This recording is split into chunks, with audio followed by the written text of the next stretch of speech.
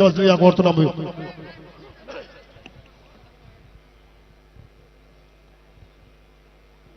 గౌరవ రాష్ట్ర మంత్రివర్యులు హైదరాబాద్ ఇన్ఛార్జిగా ఉన్నటువంటి మిత్రులు పొన్నం ప్రభాకర్ గారికి, గౌరవ పార్లమెంట్ సభ్యులు అనిల్ కుమార్ యాదవ్ గారికి, ఆలయ కమిటీ వారి అందరికీ, అధికారులకి, స్థానికంగా ఉన్నటువంటి ఇతర ప్రజాప్రతినిధులకి,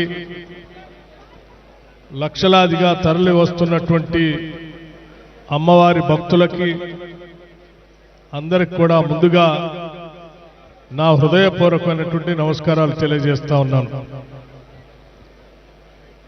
బోనాలు తెలంగాణ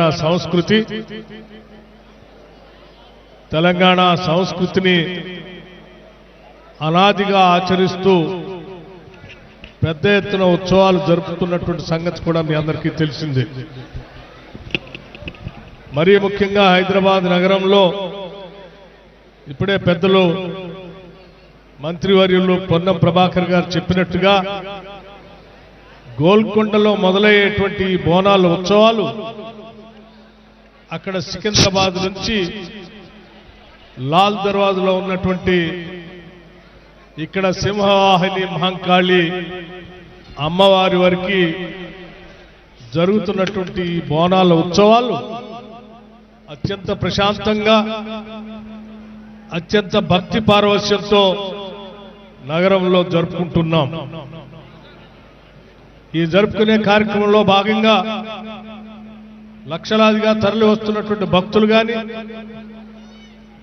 సిబ్బంది కానీ, లేకపోతే ఈ హైదరాబాద్ నగర ఇన్ఛార్జిగా ఉన్నటువంటి మంత్రివర్యులు కానీ అత్యంత జాగ్రత్తతో ఎవరికి ఎటువంటి ఇబ్బందులు కలగకుండా అత్యంత భక్తి పారవశ్యంతో అమ్మవారికి సేవ చేసుకునేటువంటి కార్యక్రమాల్ని పకడ్బందీగా రాష్ట్ర ప్రభుత్వం ఏర్పాటు చేస్తున్న క్రమంలో అందరూ సహకరిస్తా ఉన్నారు.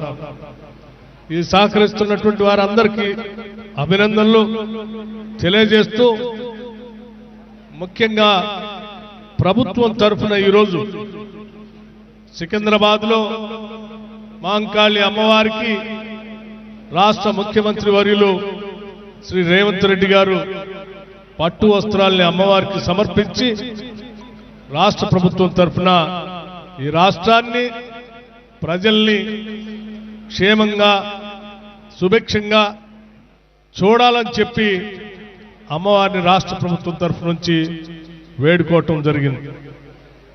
అలాగే ఇక్కడ లాల్ దర్వాజలో ఉన్నటువంటి సింహవాహిని మహంకాళి అమ్మవారికి రాష్ట్ర ప్రభుత్వం తరఫు నుంచి ఈరోజు నేను, రాష్ట్ర మంత్రివర్యులు, గౌరవ పార్లమెంట్ సభ్యులు ముగ్గురం కలిసి వచ్చి అమ్మవారికి ఈరోజు రాష్ట్ర ప్రభుత్వం తరఫున పట్టు వస్త్రాలను సమర్పించడమే కాకుండా రాష్ట్ర ప్రజలందరి తరఫున, రాష్ట్ర ప్రభుత్వం తరఫున అమ్మా ఈ సమాజాన్ని, ఈ రాష్ట్రాన్ని, ఈ లక్షలాదిగా ఉన్నటువంటి మీ భక్తుల్ని, మానవాళిని క్షేమంగా చూడవలసిందిగా మీ చల్లని చూపులు ఈ రాష్ట్రం పైన ఉండేటట్టుగా, రాష్ట్రం సర్వతోముఖ అభివృద్ధి జరిగేటట్టుగా ఆశీర్వదించవలసిందిగా అమ్మవారిని మీ అందరి తరఫున వేడుకోవటం జరిగింది.